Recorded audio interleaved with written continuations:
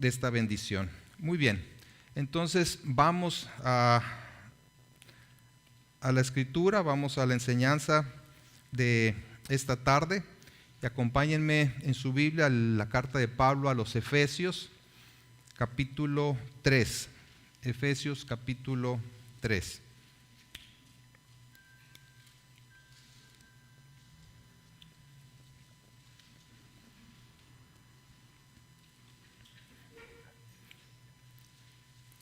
Hoy es domingo 8 de noviembre. Ya estamos en noviembre, qué increíble. Y estaremos estudiando Efesios 3 de los versículos 8 al 13. Y he titulado este mensaje, La Iglesia, un despliegue de la sabiduría de Dios. La Iglesia, un despliegue de la sabiduría de Dios. Vamos ahí en Efesios 3, desde el versículo 7, leemos así.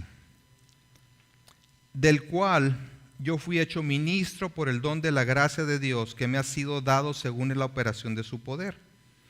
A mí, que soy menos que el más pequeño de todos los santos, me fue dada esta gracia de anunciar entre los gentiles el evangelio de las inescrutables riquezas de Cristo, y de aclarar a todos cuál sea la dispensación del misterio escondido desde los siglos en Dios, que creó todas las cosas, para que la multiforme sabiduría de Dios sea ahora dada a conocer por medio de la iglesia a los principados y potestades en los lugares celestiales, conforme al propósito eterno que hizo en Cristo Jesús nuestro Señor, en quien tenemos seguridad y acceso con confianza por medio de la fe en Él, por lo cual pido que no desmayéis a causa de mis tribulaciones por vosotros, las cuales son vuestra gloria. El Salmo 19 que leímos hace un momento, en los versículos 1 y 2 dice: los cielos cuentan la gloria de Dios y el firmamento anuncia la obra de sus manos.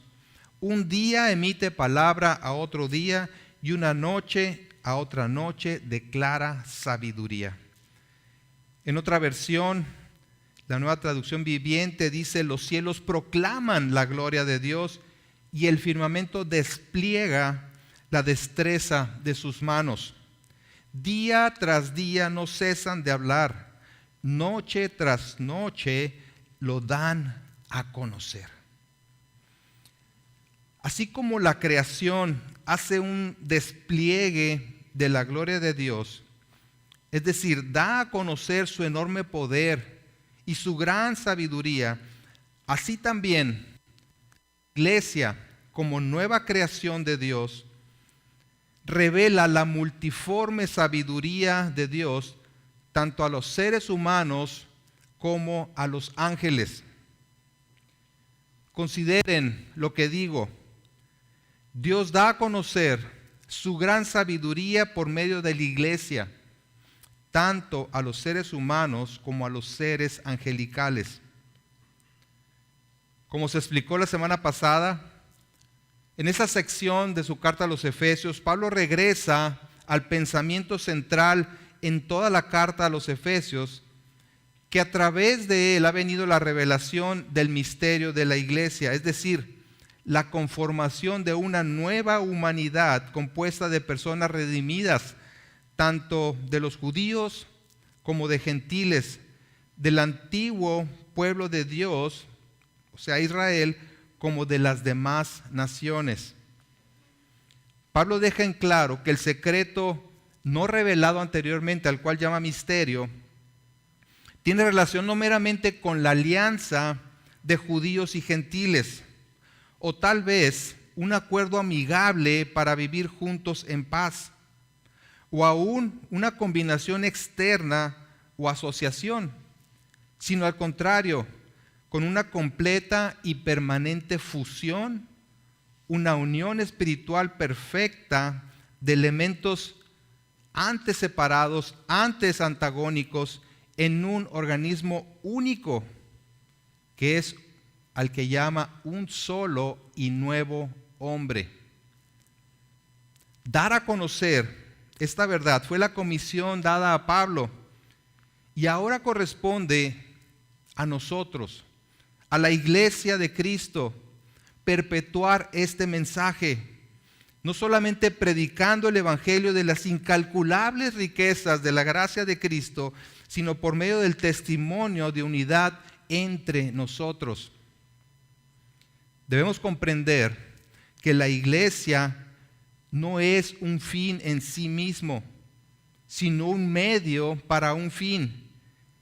Y el fin es que Dios sea glorificado.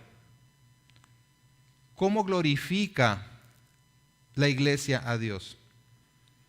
Veremos en esta sección que en primer lugar, al ser una evidencia del evangelio de las inescrutables riquezas de Cristo, es decir, de su inmensa gracia, la iglesia glorifica a Dios. Y en segundo lugar, lo glorifica al dar a conocer la multiforme sabiduría de Dios, conformando una nueva humanidad compuesta de personas redimidas de toda nación y de toda cultura.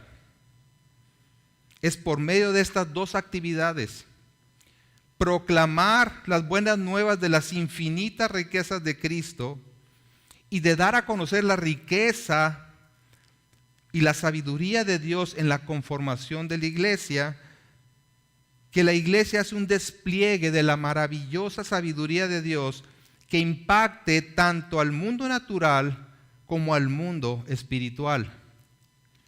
Veremos en esta sección la centralidad de la iglesia en los propósitos de Dios a través de cumplir con estas dos actividades. Número 1, la proclamación del evangelio, y número 2, el testimonio de la unidad de la iglesia. Veamos entonces, en primer lugar, la proclamación del evangelio. Pablo se veía a sí mismo como un hombre que había recibido un privilegio doble: el de dar a conocer el evangelio a los gentiles y el de aclarar o develar el plan de Dios para su iglesia. Veamos los versículos 7 y 8. Dice, del cual, refiriéndose al evangelio del cual viene hablando en el versículo 6, yo fui hecho ministro por el don de la gracia de Dios que me ha sido dado según la operación de su poder. A mí, que soy menos que el más pequeño de todos los santos, me fue dada esta gracia de anunciar entre los gentiles el evangelio de las inescrutables riquezas de Cristo. En primer lugar, dice Pablo, fui hecho ministro por el don de la gracia de Dios del evangelio. Se veía él con esa comisión, como vimos la semana pasada, de predicar el evangelio. Él fue comisionado y capacitado además por gracia para llevar a cabo una misión divina, consistente pues en anunciar entre los gentiles el evangelio de las inescrutables riquezas de Cristo. Y aquí anunciar se traduce de evangelizo, es decir, anunciar las buenas nuevas de las inescrutables riquezas de Cristo. Significa literalmente que no pueden ser rastreadas. Cuando habla de inescrutables, es que son insondables, incalculables, que no pueden ser medidas. Son tan vastas que no se puede descubrir su fin.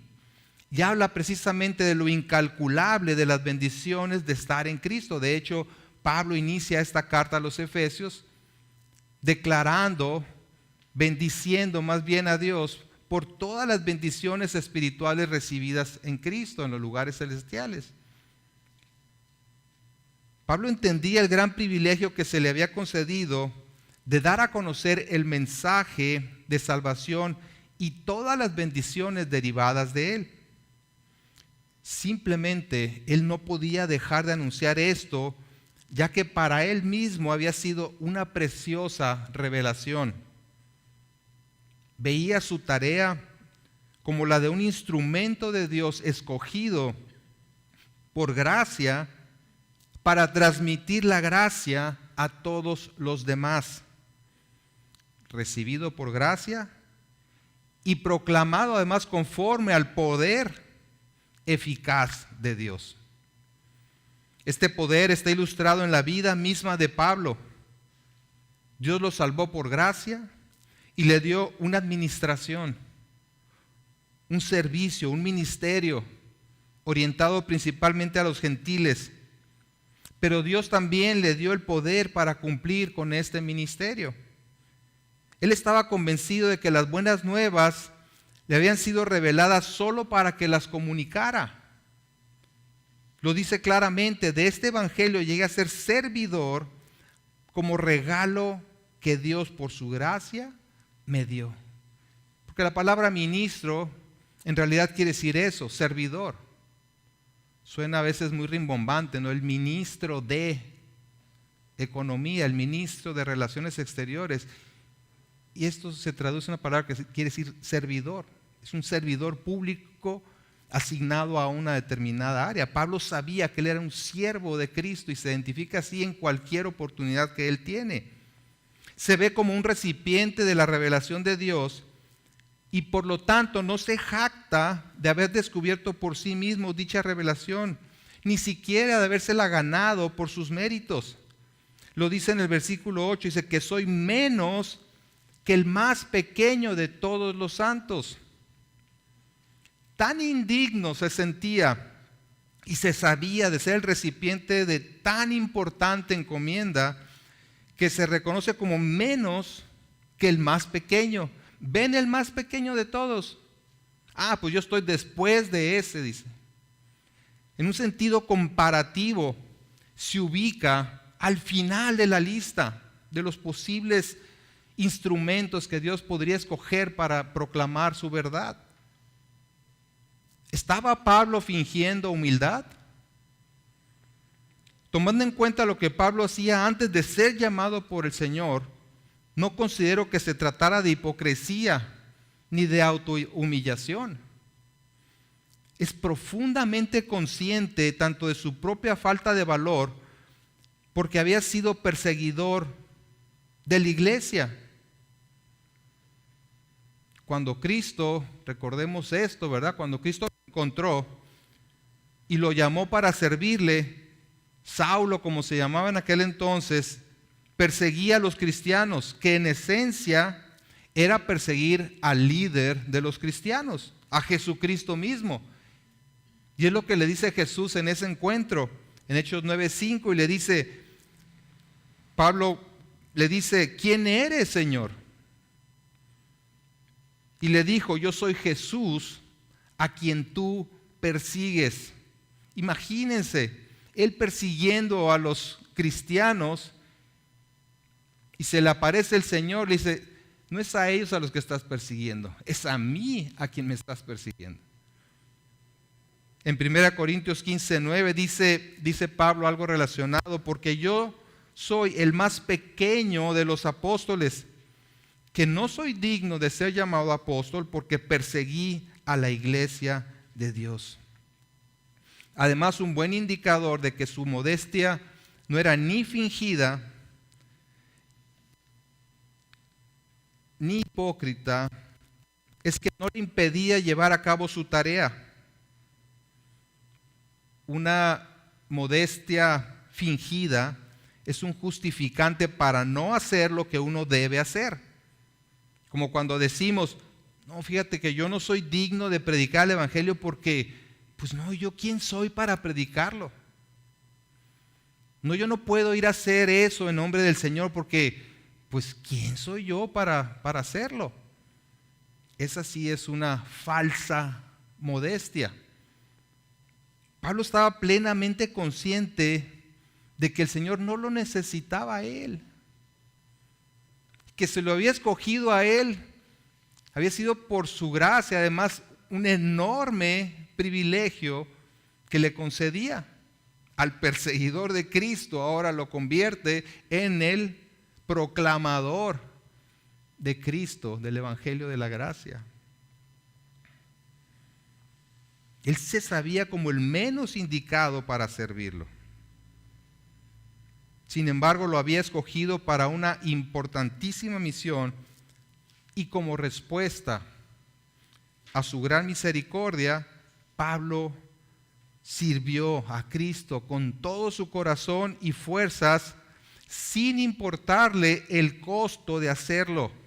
Desde el versículo 1 aquí en el capítulo 3 dice: prisionero de Cristo Jesús por vosotros los gentiles.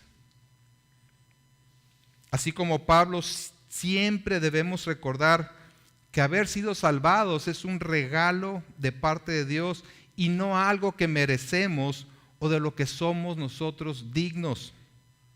Y por lo tanto, predicar o enseñar el Evangelio y las verdades de Dios es un privilegio, de tal manera que nuestra importancia recae en el mensaje que proclamamos y no en nosotros mismos.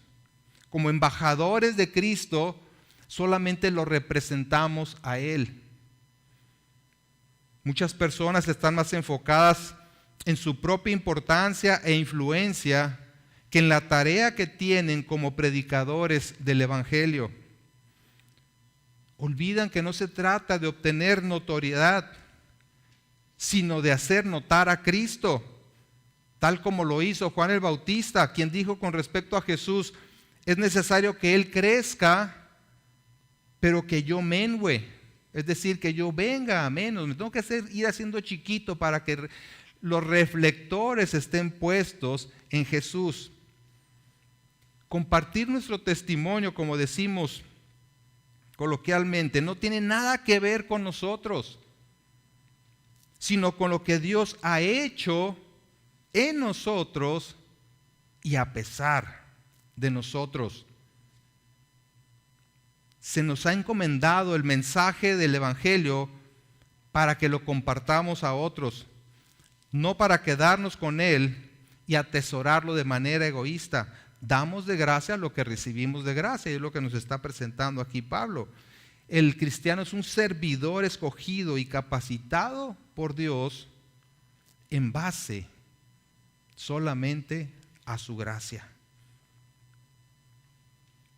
Es entonces no solamente un privilegio, una responsabilidad grandísima, dedicar nuestro tiempo, talentos y recursos para la proclamación y el servicio de Cristo.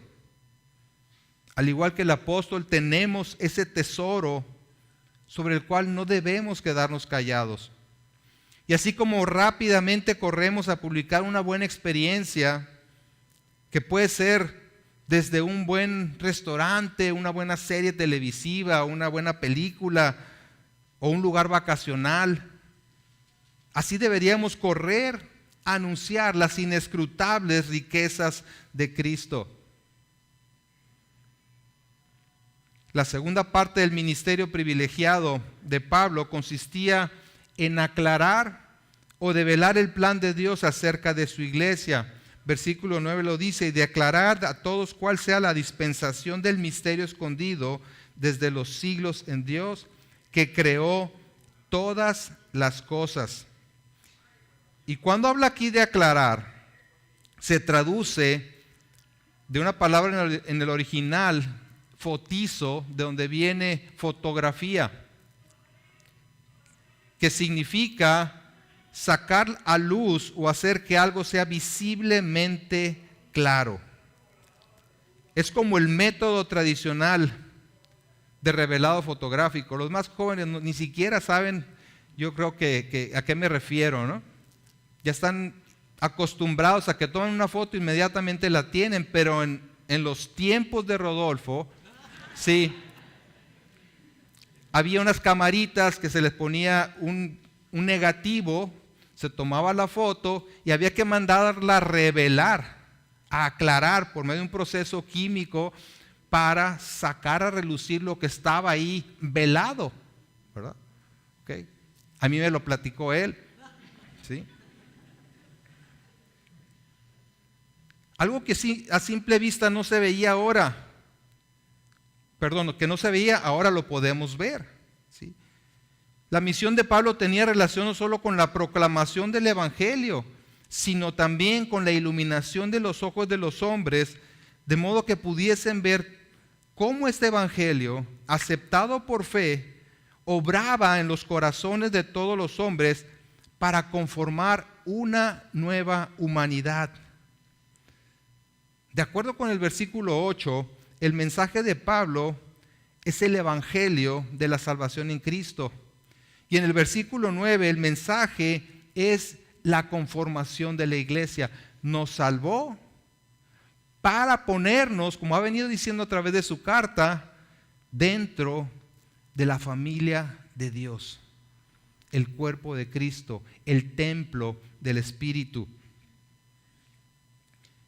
Es por medio entonces de estas dos actividades, proclamar las buenas nuevas de las infinitas riquezas de Cristo y de dar a conocer la sabiduría de Dios en la conformación de la iglesia, que la iglesia hace un despliegue de la maravillosa sabiduría de Dios de tal forma que impacte tanto al mundo natural como al espiritual.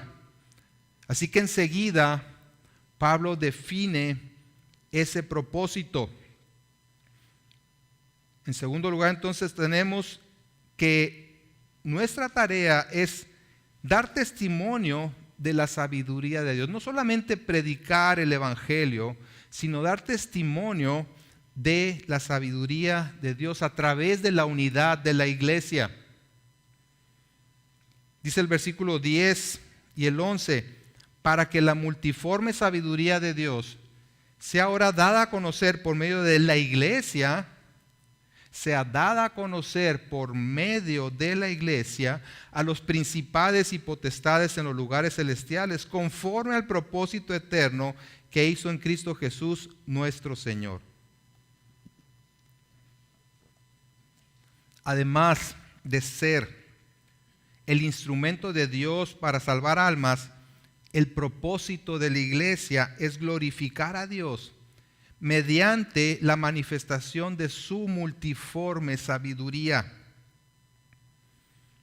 Pablo da a entender que aunque el evangelio está dirigido en primer lugar y de manera directa a los seres humanos, indirectamente trae un mensaje a los principados y potestades en las regiones celestes. ¿Y a qué se refiere? Se refiere a los ángeles, que pueden ser ángeles caídos o ángeles santos. Y aunque la salvación por la fe y la conformación de la iglesia es un testimonio tanto para unos como para los otros, aquí hace alusión más bien a los ángeles santos que se maravillan y glorifican a Dios al ser testigos de la obra redentora de Dios, salvando por gracia a los pecadores y uniéndolos en un solo cuerpo. Se maravillan al ver cómo Dios lleva a cabo su plan eterno, tomando a pecadores de toda lengua, tribu y nación, libres y esclavos, hombres y mujeres, judíos y gentiles, y agregándolos como piedras vivas en la conformación del templo para morada de Dios en el Espíritu. Tengamos en cuenta que los ángeles también son seres creados y no son omniscientes. Es decir, no saben todas las cosas. Y una de esas cosas que nunca habían sabido era acerca del plan divino de conformación de la iglesia que se estaba realizando en la tierra. El apóstol Pedro nos dice que los ángeles anhelaban conocer lo que los profetas decían. Dios no les ha revelado directamente su secreto, sino que se propuso darlo a conocer por medio de la iglesia a medida que ésta surge, crece, se va conformando. Y es ahora la iglesia la que da a conocer la sabiduría de Dios, esa verdad antes oculta aún a los ángeles, a la que se refiere aquí como multiforme sabiduría de Dios. Multiforme sabiduría de Dios. ¿Y qué significa? Multiforme se traduce de una palabra compuesta que literalmente significa de variados colores o matices. haciendo precisamente alusión a la conformación de la iglesia con gente distinta, judíos y gentiles. John Stott dice: la iglesia, una comunidad multirracial y multicultural, es como un hermoso tapiz. Sus miembros vienen de un amplio espectro de coloridos y procedencias. Ninguna otra comunidad humana se le parece. Su diversidad y armonía son únicas. Armonía entonces en la diversidad. Continúa diciendo: es la nueva sociedad de Dios. Y la hermandad colorida de la iglesia es un reflejo de la diversidad de la sabiduría de Dios, de la multiforme sabiduría de Dios. La existencia de la iglesia como una comunidad de gente salvada y reconciliada es al mismo tiempo una demostración pública del poder de Dios, de su gracia y de su sabiduría. De su poder, porque al salvarnos está efectuando su poder salvífico por gracia únicamente. ¿Sí? Y de su sabiduría, porque la conforma de entre todos estas personas salvadas, conforma su iglesia a través de todo el mundo y de todos los tiempos. ¿Qué implica esto para la iglesia de Cristo? William Hendrickson dice: la iglesia no existe para sí misma, existe para Dios, existe para su gloria. Cuando los ángeles en los cielos observan las obras y la sabiduría de Dios desplegada en la iglesia, aumentan su conocimiento acerca de Dios, a quien adoran regocijándose y glorificándole.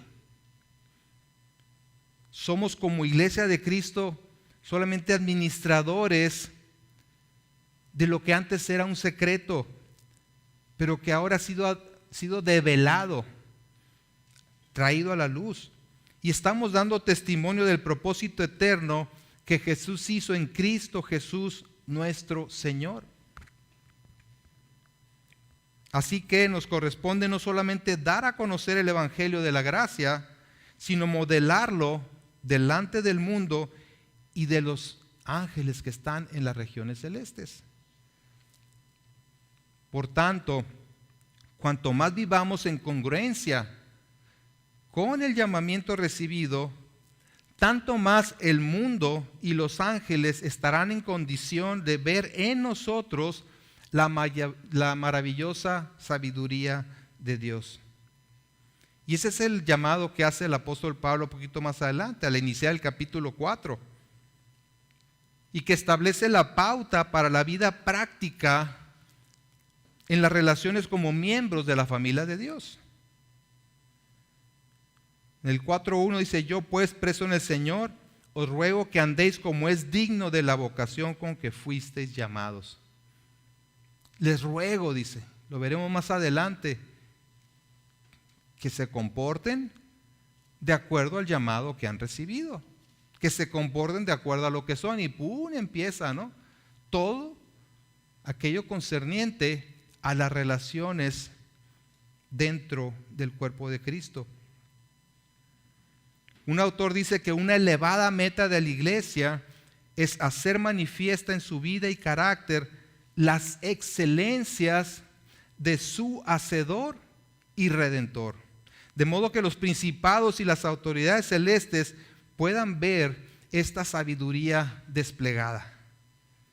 Sabiduría que se hace aún más evidente en el hecho de que Dios nos ha dado el privilegio de acercarnos a Él cuando estábamos incapacitados para hacerlo por causa de nuestro pecado. Es en Cristo, como dice el versículo 12, es en Él en quien tenemos seguridad y acceso con confianza por medio de la fe en Él. Por los méritos de Cristo tenemos el atrevimiento o la libertad para acercarnos con plena confianza al trono de Dios, participando así de las incalculables riquezas de su gracia. Ya anteriormente, Pablo había mencionado esta gran bendición de tener acceso al Padre en el sentido del privilegio otorgado tanto a judíos como gentiles. En el capítulo 2, versículo 18 dice, porque por medio de Él, los unos y los otros tenemos entrada por un mismo espíritu al Padre. Por medio de Cristo tenemos entrada al Padre. Ha mencionado pues que los gentiles estaban excluidos de la participación en la adoración a Dios. Y en el judaísmo, nadie más que el sumo sacerdote podía entrar a la presencia de Dios en el lugar santísimo y solamente una vez al año. Pero ahora, mediante la obra de Cristo y la multiforme sabiduría de Dios, tanto unos como los otros tienen acceso con confianza por medio de la fe en Él. Y me puedo imaginar a los ángeles boquiabiertos, contemplando el desenlace del plan maravilloso de Dios, viendo como tanto judíos como gentiles adoran a Dios juntos como un solo cuerpo. Ya no hay muros de separación. Ya no existe la necesidad de más sacrificios.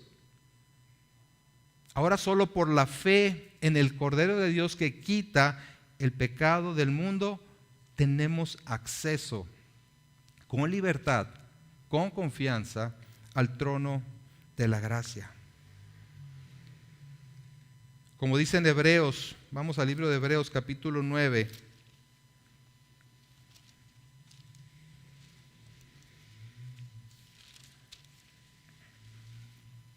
Versículo 26.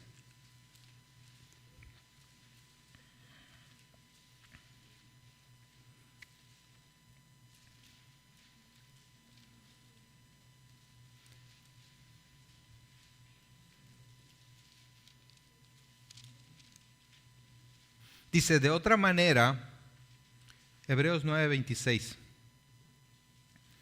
De otra manera le hubiera sido necesario padecer muchas veces desde el principio del mundo, pero ahora, en la consumación de los siglos, se presentó una vez para siempre por el sacrificio de sí mismo para quitar de en medio el pecado. Está hablando de Cristo presentándose como sacrificio a sí mismo para quitar de en medio el pecado. Y más adelante en el 10:19 al 22 reafirma este concepto de la libertad que tenemos en Cristo para entrar a la presencia de Dios. Dice, así que hermanos, teniendo libertad para entrar en el lugar santísimo por la sangre de Jesucristo, por el camino nuevo y vivo que Él nos abrió a través del velo, esto es de su carne, y teniendo un gran sacerdote sobre la casa de Dios, acerquémonos con corazón sincero, en plena certidumbre de fe, purificados los corazones de mala conciencia y lavados los cuerpos con agua pura. En un momento más, cuando participemos de la cena del Señor, estamos realmente acudiendo a esta libertad que tenemos para presentarnos delante de Dios, porque Cristo ha abierto el camino a la presencia del Padre. Y no solamente podemos, sino que debemos acercarnos a Él sin restricción. ¿Por qué? Porque sabemos que nos recibirá de todo corazón, porque Cristo nos ha limpiado con su sangre. Ya no nos presentamos en función de nuestra dignidad, que no sería ninguna, sino por los méritos de Cristo. Nos acercamos, como dice en Hebreos 4:16, al trono de la gracia para alcanzar misericordia y hallar gracia para el oportuno socorro. Podemos entonces con libertad acercarnos a Dios. ¿Para qué? Pues para pedirle cualquier cosa conforme a su voluntad, pero especialmente para recibir su misericordia y encontrar la gracia que nos ayudará cuando más lo necesitamos. Es decir, pedirle que nos haga aptos para vivir de modo que en nosotros sean exhibidos los frutos de su gracia y reflejada la sabiduría de Dios, a fin de que tanto los humanos como los ángeles puedan ver la multiforme sabiduría de Dios. Y siendo que tenemos esa libre entrada al trono celestial, no debemos desmayar, no debemos desanimarnos, no debemos dejar que nada nos desaliente en nuestra carrera cristiana. Pablo dice en el versículo 13, por lo cual pido que no desmayéis a causa de mis tribulaciones por vosotros, las cuales son vuestra gloria. Les hace un llamado a no desanimarse al enterarse de las muchas tribulaciones por las que él había pasado y estaba pasando. Recordemos que se hallaba preso cuando escribió esta carta. Y es entendible que su preocupación era que los cristianos pudieran desanimarse al conocer acerca de sus sufrimientos por causa del Evangelio. Pues si esto le ha pasado a Pablo, pues ¿qué nos puede pasar a nosotros? Mejor, patitas, ¿para qué te quiero, verdad? Vámonos. Y callar y dejar de cumplir con la gran comisión. En su carta a los Filipenses, también escrita desde la prisión, Pablo le dice en 1:21, quiero que sepáis, hermanos, que las cosas que me han sucedido han redundado más bien para el progreso del Evangelio. Él veía las cosas en la perspectiva precisamente de la comisión divina que tenía.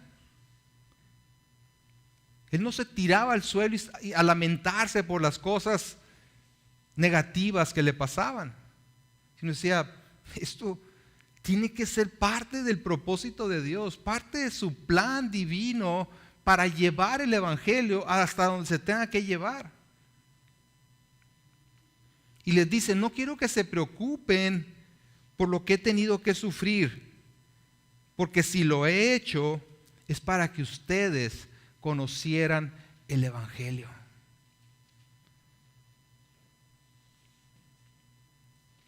Las tribulaciones por las que Pablo pasaba eran consideradas por él más bien, para la gloria de los creyentes. Tan convencido estaba del origen divino de su misión, que estaba preparado a pagar cualquier precio para verla transformada en realidad. Esta es la medida de la entrega de Pablo por la iglesia. Y esa debe ser la medida de la entrega de cada uno de nosotros, los que profesamos creer en la salvación por y únicamente en Cristo. Si no consideramos que cualquier dificultad que venga a nuestra vida por causa de sostener la verdad, por causa de predicar el Evangelio, considerando que es algo honroso, entonces significa que no estamos tan convencidos de lo valioso del mensaje de salvación. No estamos tan convencidos de lo que hemos recibido.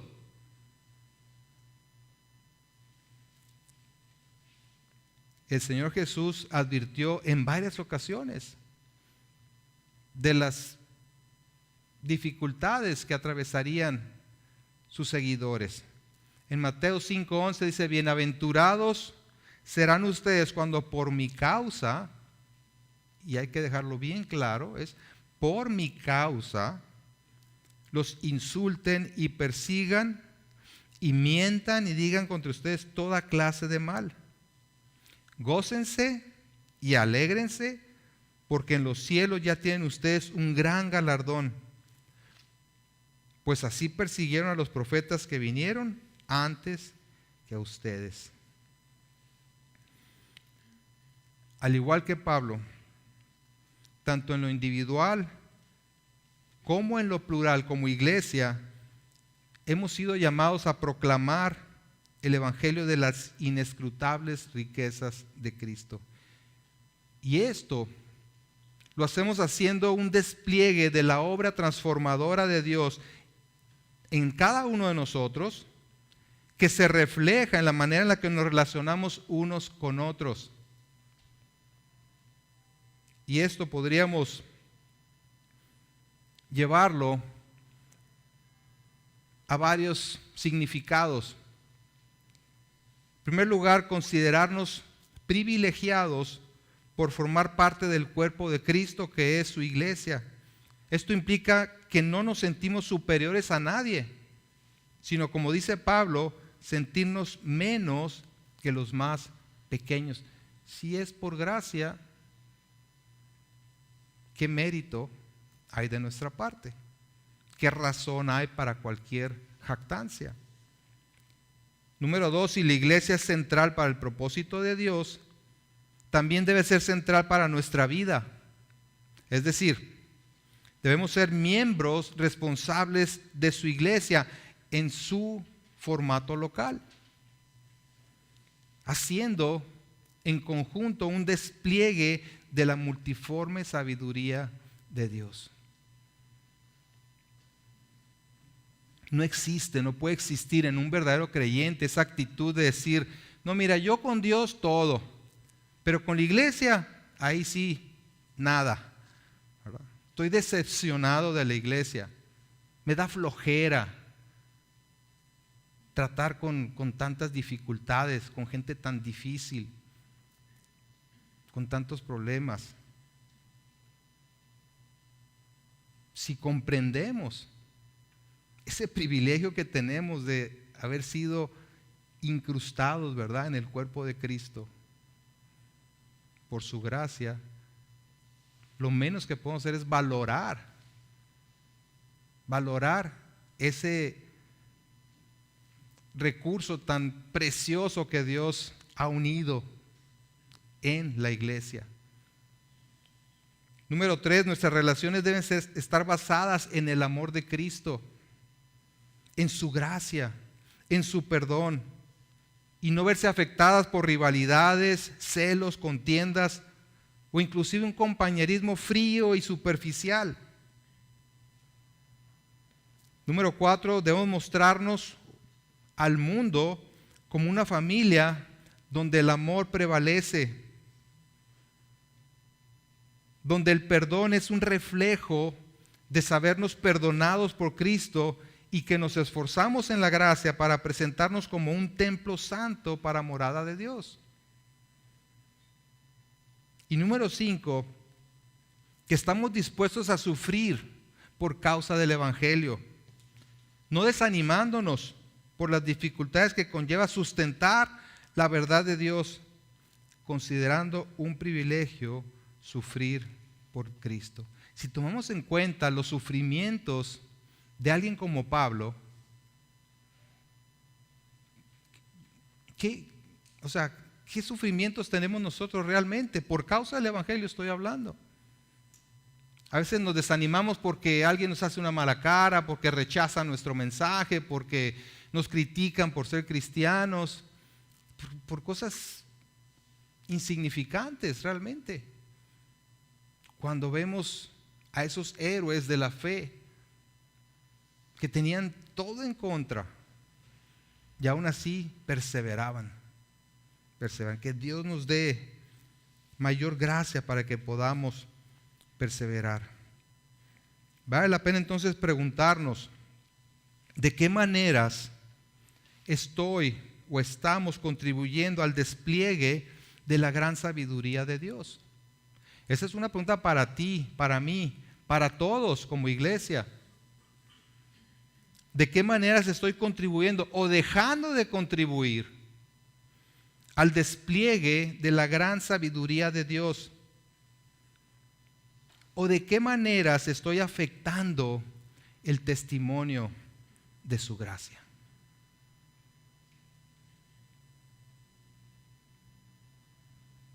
Meditemos en ello. Consideremos